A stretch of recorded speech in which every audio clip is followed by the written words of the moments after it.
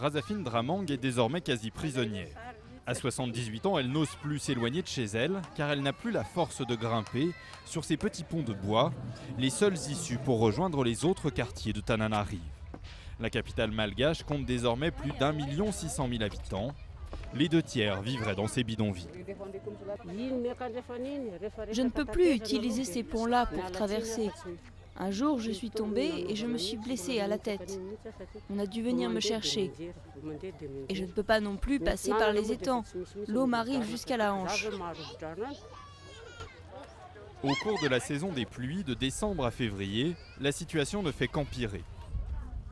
Saanj Raanta Malal vit ici avec ses 6 enfants. Elle a commencé à préparer sa maison, tentative de fortune pour se protéger de la montée des eaux.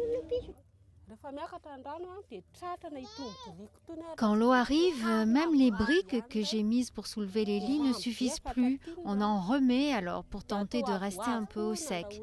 Mais ça monte de plus en plus haut, année après année. Ici, pas d'électricité. Et même si les habitants vivent les pieds dans l'eau, mieux vaut consommer celle des robinets publics disséminés dans le quartier. Pendant la saison des pluies, la plupart des enfants tombent malades. Ils toussent et ils ont la diarrhée.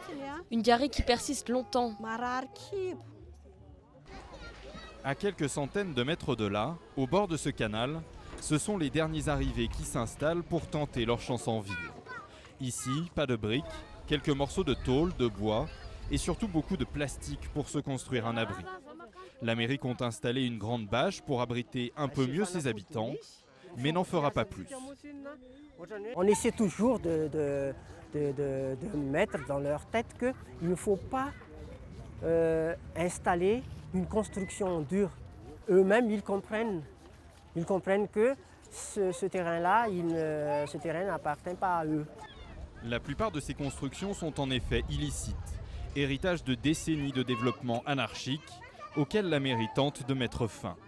Mais dans un pays classé comme l'un des plus pauvres au monde et où la capitale génère à elle seule plus de 40% de la richesse nationale, Tana ne devrait pas s'arrêter de grandir.